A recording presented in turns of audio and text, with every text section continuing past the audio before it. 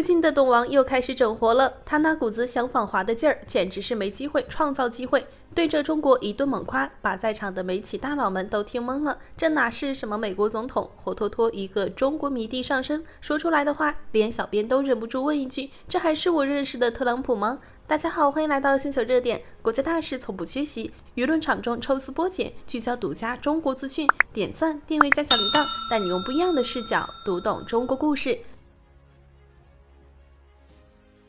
3月27日，中东局势还乱得一团糟，董王却不管不顾，专程跑去迈阿密参加了沙特主权财富基金主办的未来投资创意优先事项峰会。本来这是美国自己的经济论坛，主打一个美国第一的主场，结果董王硬生生把场子变成了中国夸夸大会。现场有记者提问，下一个经济周期谁会赢？董王一开始还装得很淡定，毕竟当着美银等一众媒体大佬的面，必须先给自家撑场面，张口就来，当然是美国，世界上最好的国家，这话没毛病，符合他一贯的风格。可话音刚落，他就话锋一转，但是我必须要说，我尊重中国，必须给中国我的 respect。董王一脸认真，语气里满是感慨，他们这样的系统竟然能取得这么大的成就，太不可思议了。紧接着他就开启了夸夸模式，你看看中国做得多棒啊，制造业发达的不行，生产的汽车多到什么程度，以至于他们都要举行比赛，看哪家造的车最少。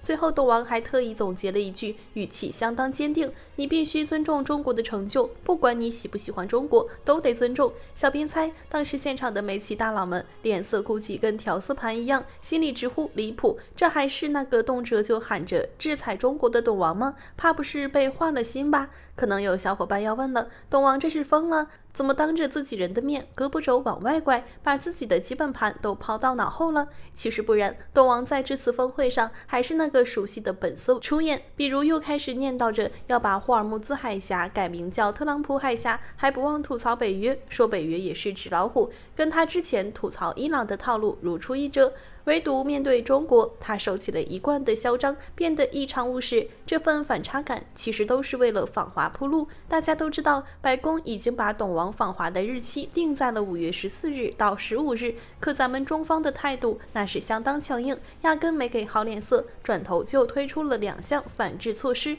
一项是针对美国破坏全球产业链、供应链的行为，发起了贸易壁垒调查。另一项是针对美国破坏绿色产品贸易的做法，也发起了调查，并且咱们明确表态，对美国发起的301调查表示强烈不满。这2项调查说白了就是直接亮剑，没有丝毫含糊。换做别人，可能早就急眼了，可董王却依旧对中国和颜悦色，主打一个能屈能伸。其实只要仔细观察就会发现，董王2.0上台以来，国际舆论就一直透着一股诡异的撕裂感。一方面，很多西方政客和媒体还沉浸在美国霸权不可撼动的旧梦里，整天自欺欺人；另一方面，董王虽然一天到晚颠3倒4，语无伦次，但在对华态度上却比1.0版本收敛了太多，少了喊打喊杀，多了几分务实。为啥会这样？小编觉得本质上还是因为董王是个商人，商人的嗅觉都很敏锐，他心里门清，现在的中国早已不是当年那个可以随便拿捏的软柿子，硬刚中国只会搬起石头砸自己的脚。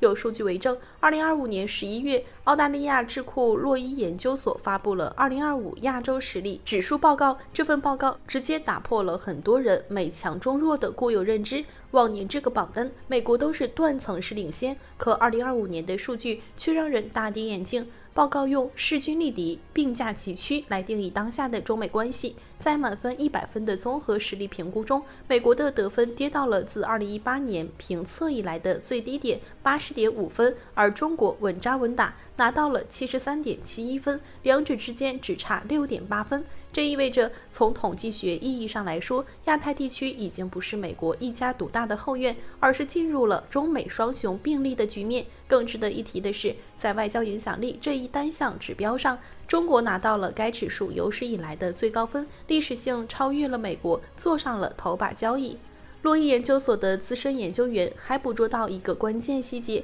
董王骨子里就是遇强则弱，比起那些动辄就拿意识形态说事的西方政客，董王更现实。在他眼里，政治就是一门生意，制裁、威胁、对抗、认怂，全都是博弈的筹码，怎么有利怎么来。报告里还提到一个关键节点，就是中国祭出稀土出口管制这一招之后，美国没有歇斯底里的报复，反而因为意识到自身供应链的脆弱性，不得不乖乖回到谈判桌前。小编猜测，这件事对董王内心的冲击远比我们想象的要大，他让董王彻底明白，现在的中国有能力对美国进行对等反制，根本不是美国能随便碰瓷的。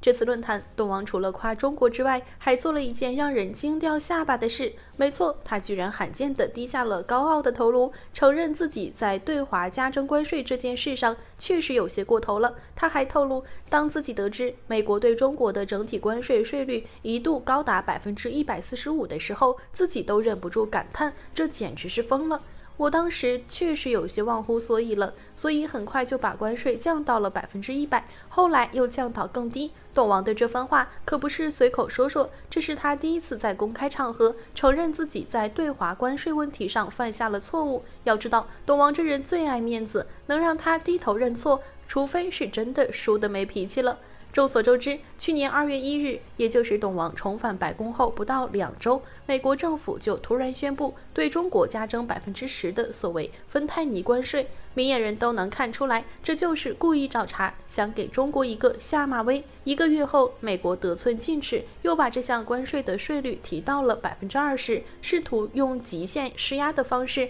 逼迫中国让步。可他们没想到，中国压根不吃这一套，当即采取了精准反制措施，对美国的能源、农产品、汽车等产品加征10%到15%的关税，同时开始限制稀土等关键金属的出口，还对部分煤企进行了反垄断调查。到了4月，董王彻底急眼了，宣布对全世界加征所谓对等关税，中美关税战全面升级。当时，中国是全世界唯一一个敢于对美国采取反制措施的国家。不服气的董王只能通过不断提高对华关税来泄愤，而中国也毫不示弱，你加我也加，冲突进入螺旋式上升阶段。在不到2周的时间里，美国对华关税直接飙升到了145%。董王本以为这样就能打垮中国，可他万万没想到，中国直接放出狠话：鉴于目前关税水平下，美国输华商品已无市场接受可能性，如果美方后续继续加征关税，中方将不予理会。就是这不予理会4个字，彻底打懵了董王。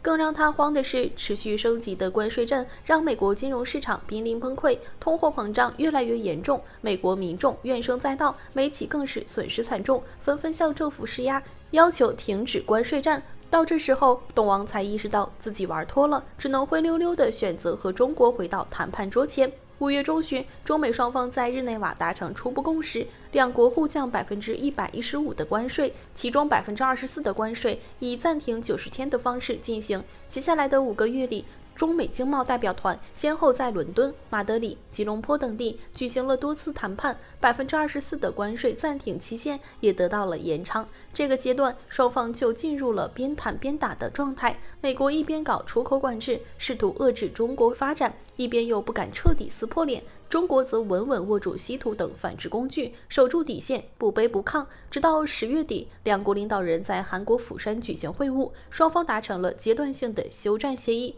根据协议，24%的关税暂停1年，美国单方面取消10%的所谓芬太尼关税，美国对中国商品的整体关税最终降到了47%。以这次会晤为标志，中美本轮关税战从之前的硬碰硬变成了可控对抗，边打边谈，也成了双方博弈的新常态。很多人以为董王认错是因为他意识到加关税本身是错的。其实不然，小编觉得他只是觉得关税加的太多了，毕竟高额关税带来的通货膨胀，再加上中国的强力反制，给美国经济造成了严重损害。美国民众的不满，美企的施压，让他不得不低头。要知道，董王对欧盟、印度、日韩从来都是得寸进尺，欺软怕硬，唯独对中国，他收起了嚣张，因为他终于明白，当乙方强大到一定程度，甲方也不能为所欲为。这也是为什么他会在讲话里说出无论你喜不喜欢中国，你都必须尊重中国这句话。这不是客套话，是他被打服后的心里话。还有一个小细节，去年10月釜山会晤前，董王曾把这场会晤比作 G2 会议，还想推动中美 J2 概念制度化，试图和中国平起平坐。小编猜测，这背后其实是他对中国实力的认可，也是他务实一面的体现。既然打不过，那就坐下来谈，毕竟商人的核心是利益，不是意气用事。其实这场关税战胜负早已分晓，美国可以先动手加税，但无法单方面决定结果。中国不求对抗，但有足够的能力反击。董王把对华关税一路加到145%，最终还是得回到谈判桌，公开承认错误，这本身就说明了一切。好了，今天的内容到这里就结束了。如果你喜欢小编的影片，还请大家多多点赞转发，让更多的人一起见证中国进步。关注我的频道，这样既能回顾往期视频，又不会错过之后的精彩内容。那我们下期节目不见不散。